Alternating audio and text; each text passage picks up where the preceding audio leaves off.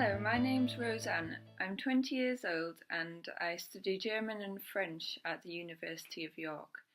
But I also have a diagnosis of anorexia nervosa, and this video is really aimed at dietitians to give my 5 top tips on specifically what has been useful for me during my eating disorder recovery.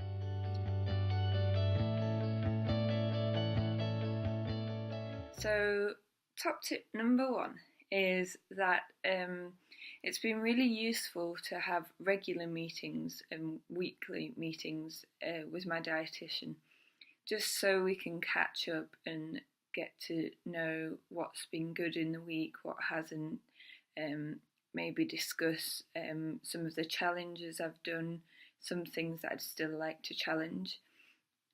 I also had an admission on an inpatient unit, specifically eating disorders unit, and the difference there was that we would only really see the dietitian when our meal plans were going up, and so that became quite an anxious time. Knowing that the dietitian was looking for you meant that your meal plan was going up, and I actually feel now, knowing that I'm having regular meetings with my dietitian, makes me a lot calmer.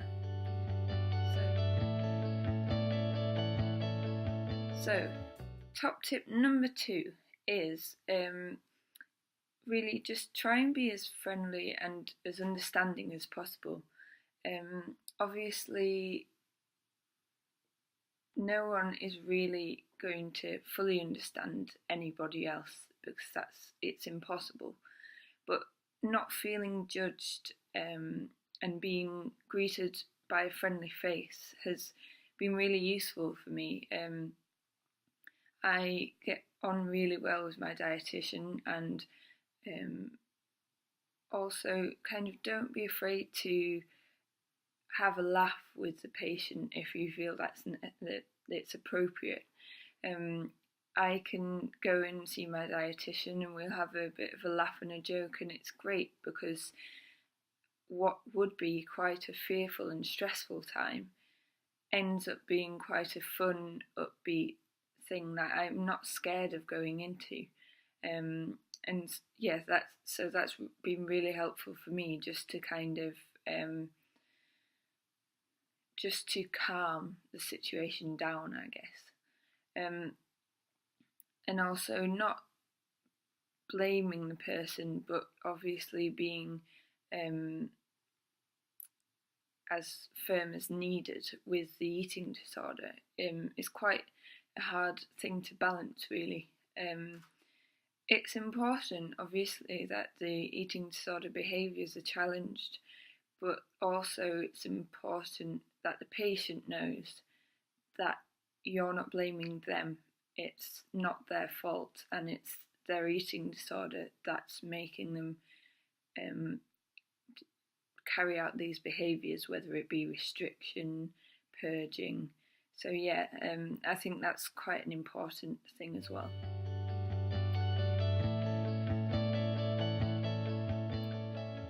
My top tip number 3 is to treat every case individually.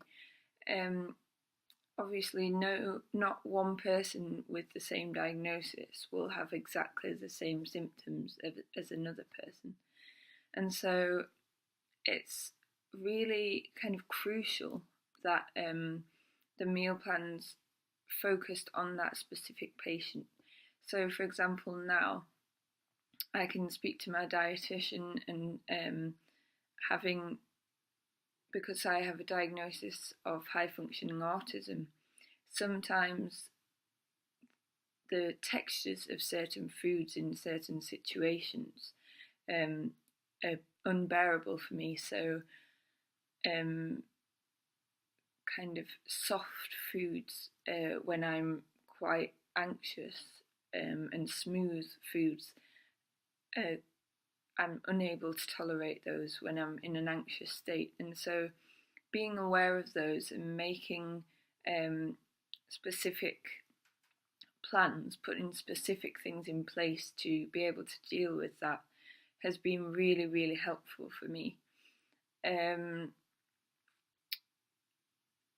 So also, it's as well as kind of adapting the meal plan, I've also found it really useful to adapt the way you may do certain activities. So, for example,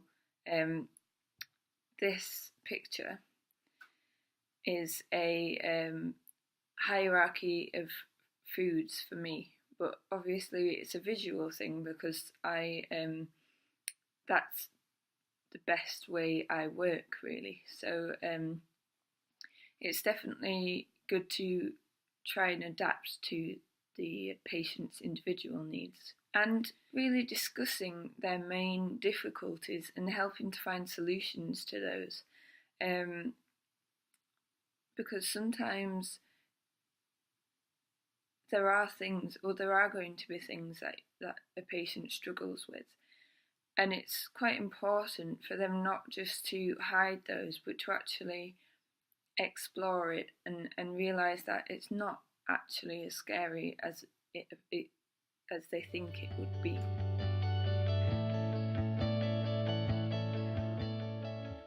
So my top tip number 4 is, it's been really helpful for me to learn about nutrition. So knowing portion sizes and having a look at the Eat Well plate, and that really has been good kind of reassurance for me that I went through that with my dietitian the other week, and I realised that actually I was having the right proportion of each food group, and in my head I wasn't. So it is a massive reassurance, and to understand the Eat Well plate as well. And it may seem quite simple that the more activity you do, the more fuel you need, but that's something really that I know that I forgot, or I didn't think about it. My eating disorder was too strong for me to even consider that point. And so I think it's quite important, just the things that might seem quite simple, explained again, just so they're a bit more fresh in the patient's mind, really. Finally, my top tip number 5, probably the most important one for me, is making the plan simple. So I have props here. So for example, I've got here an apple and a banana, and normally, if I asked my mum, for example, she'd say it was a piece of fruit. But on my inpatient unit, this was different to this. And for example, they determined everything by letters. So an apple was an A and a banana was a B, not because they begin with A and B, but because theoretically a banana would be more substantial. And I found that very difficult once I was discharged from the unit, because I had it in my head that bananas, a banana's more than an apple, and if, for example, you were on the unit and you were, they'd say you need an A for pudding or a B or a C. So I couldn't say, I want a banana if I was on an A. And that was quite difficult, because it was like, well, you can't opt to have that little bit extra, or you can't just change things around. It really is very specific. Another thing that I found really difficult when I came out was, for example, dairy milk bar and M&Ms. It's chocolate at the end of the day, and now I'm able to determine that, oh, I'm just going to have a chocolate bar, but this would be classed differently to this. And so if, for example, we were on an E chocolate, it would have to be dairy milk because that was the only E. But then if we were on a D, for example, you could go for the M&Ms. And I know now that there's really pretty much no difference between the two. But at the time, it was like a bar. Someone split in between, right? You can only have that one, you can only have this one. And I found that really difficult to kind of get myself out of. So yeah, being kind of denied a certain food like a banana, if I was supposed to have an A fruit, really wasn't very helpful for me in the long run. And it's taken quite a lot of work with my dietitian to get over that barrier. Obviously, there is kind of a little bit of a difference in that if a person, for example, is choosing the lower option every time, it's maybe worth bringing that up and just kind of discovering why they're doing that. But in terms of a chocolate bar being a chocolate bar or a piece of fruit being a piece of fruit, I think that's really how it should be.